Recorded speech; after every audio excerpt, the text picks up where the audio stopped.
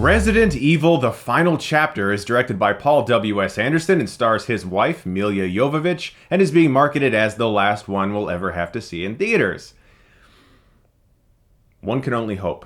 Now, a quick glance behind me should inform you that I really like Resident Evil. I've been a big fan of the game series ever since the first one. I've loved almost every single one of them, save for 5 and 6 and a couple of the small spin-offs.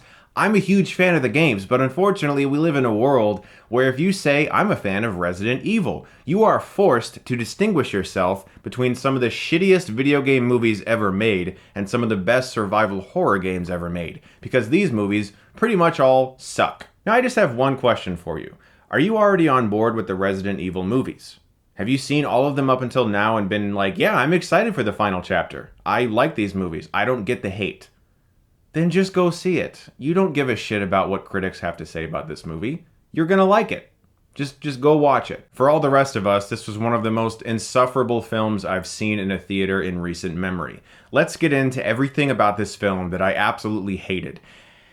And there's quite a bit. But first off, oh yeah, there's a plot. Milla Jovovich, she plays Alice. She's an ass-kicking person who never dies. And there's a bunch of zombies because the Umbrella Corporation unleashed the T-virus, and so she's gotta kill them. That's the plot. Maybe this film will actually clear up 15 long years of continuity errors of a franchise that makes no sense anymore. Or maybe it'll just be a bunch of mindless action scenes. I'm going with the latter.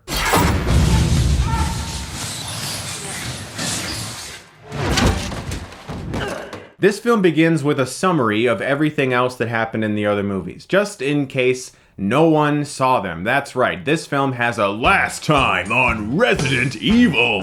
Milla Jovovich punched a lot of zombies, and Paul W.S. Anderson can't direct worth shit. Find out what happens to Alice today on Resident Evil: The Final Shitfuck.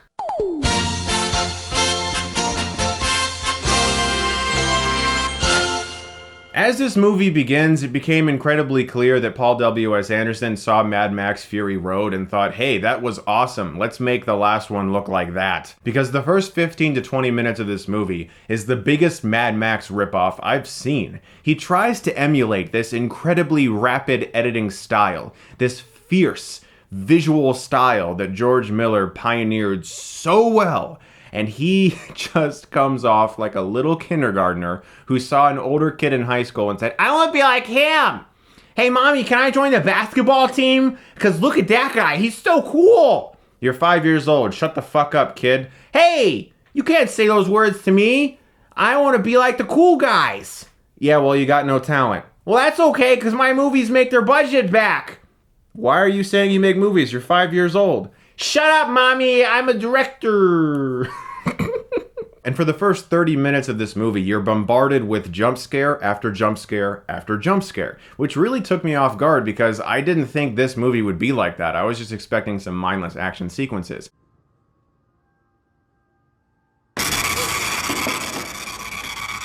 But every other minute, it seems like Alice just stops walking somewhere, looks around, all the sound drains out, and then some zombie comes out, and this big over-the-top noise. And I thought, okay, maybe that's just like the first act. Maybe they're just gonna do that a few times. No, it really extends beyond that 30 minutes and into the entire film. This endless series of moments where the sound drowns out, and then a zombie just pops out, and you're supposed to be scared by this, but it's so ear-piercingly loud and annoying and absurd that it just gets old after 10 minutes. In fact, I'm sorry, look, it's old already. This film is filled with so many tired, manipulative ways of editing a film together, which we'll talk about a little bit more in detail in a second, that it was old from the first time it happened. Jump scares, they're gone, guys. So let's talk about that editing like I just said. This is some of the worst I've seen in a big budget movie in the theater in my entire life. I swear to you, the median shot length is less than a second. It's gotta be. It has to be. There's one sequence where she takes two guns and she's facing off against a bioweapon. It's this big ass thing that looks like the Abomination from the Incredible Hulk. And she's just shooting at it and it's running towards her. And the way he cut back and forth between these moments was so mind-numbing and so migraine-inducing, especially in 3D, which is how I saw this movie. that I almost got up and left. I almost left. I almost walked out of this movie because I was so genuinely offended by how this film was cut together. The fact that a bunch of people came together and went, yeah, that's good. We like it. We'll sign off on it. Have millions of dollars. Enjoy your penthouse. I'm really not selling this enough. My point needs to be made. This editing is some of the worst top 5 I've ever seen in a movie. The action sequences in this film are so horrifically disgusting looking. They're so ugly and horribly choreographed. You can't tell what's going on at all. There's a sequence in this movie where a character dies. I had no idea who died. It's a big sequence with a fan. Look out for it. I had to wait to the next scene for him to cut back and forth between the principal characters to figure out who just died. That's how bad it is. It feels like the director and the editor took an infant into the room and said, here's a keyboard, play around with it. And he just went, okay, I like this keyboard. Oh, this is fun. I like buttons. Oh boy. And that's how the film got edited. That's my best. That's the only way that it makes sense in my mind. Beyond that, I have no idea what they were thinking. This film is also trying extremely hard to force a completely unearned sense of finality. The music and the pseudo badassery that's cut together in a way that's so manipulative to make you think that something amazing just happened, it all is to hammer home the point that this is the last one. This is the big one where all of our questions will be answered, and we'll have this amazing experience where everything is so exciting and world-ending. But it's just an endless series of action scenes cut together with an exposition scene. And that's how the entire film plays out. Big, mindless action scene cut together in absolute shit. And then an exposition scene where everyone stands around in a circle and somebody tells them a story. And then another mindlessly, horribly edited action scene. Exposition, action, exposition, action.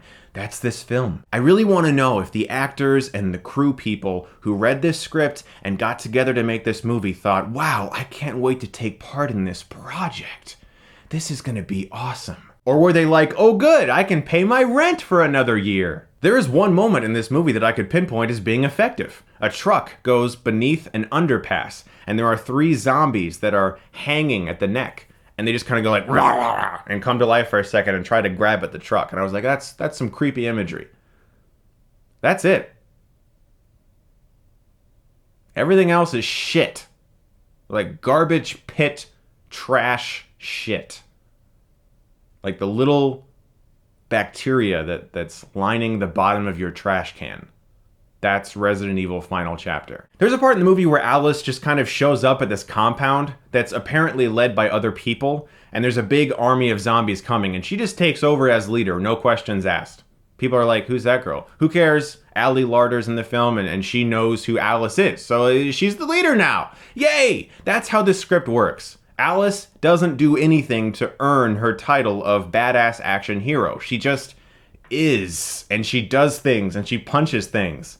She doesn't do anything that people like look at and go, wow, she really has earned this title. She's just this vessel that can shoot and kill a billion zombies. And that's it. She's essentially any one of us that grabs the 2 fake plastic guns in a light arcade game like House of the Dead in a movie theater and shoots at the zombies as they come towards them. That's all she is. She's the worst fucking character for this movie. And I'm such a big fan of these games. I would love if they could actually just be like, hey, all that shit didn't happen. All those movies that shat all over a great video game franchise, just completely forget about them. Let's reboot this and have a truly scary movie that takes place in a mansion or something, and just forget about all this sci-fi Matrix ripoff, Mad Max Fury Road ripoff bullshit. Let's talk about some of the special effects in this movie.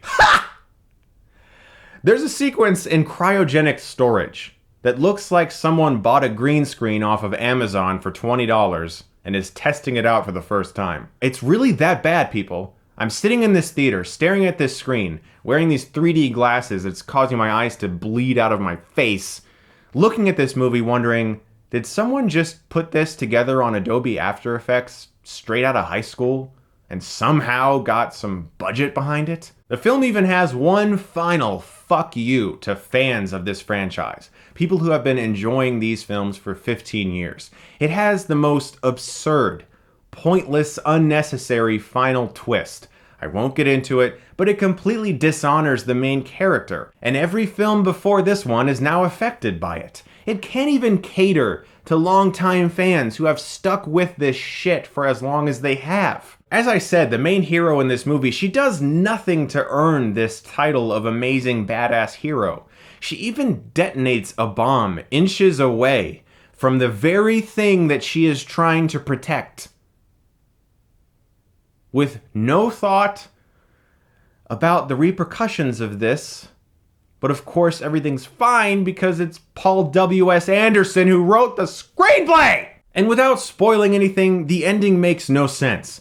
Geographically, what happens makes no sense. A character falls down, we'll put it that way. A character just kind of falls over. And then later you're like, why did you fall over? To add some extra drama in there at the last second? Nothing in this film makes sense. The special effects are atrocious. The acting, what acting? There's no acting. The action is shot to such unbelievable shit and cut together in such a horrible way to give you a migraine. I can't believe these films have lasted as long as they have. Resident Evil, the final chapter, just might be my least favorite in the entire saga. I don't care. It's awful. I hated every minute of it. Do yourself a favor. If you've never seen these movies, play the games. They're worth your time. They're fun. They actually give you a good experience. They actually leave you feeling like, okay, I just invested time in something and it was actually worth it. I'm going to give Resident Evil the final fucking blow an F. On a happy note, I'm going to be ending my Matrix series of reviews on Sunday with The Animatrix. And I'm still going to go see the Matthew McConaughey film Gold, and I'll have a review up for you very soon for that. Guys, thank you so much as always for watching. If you like this, you can click right here and get Stuckmanized.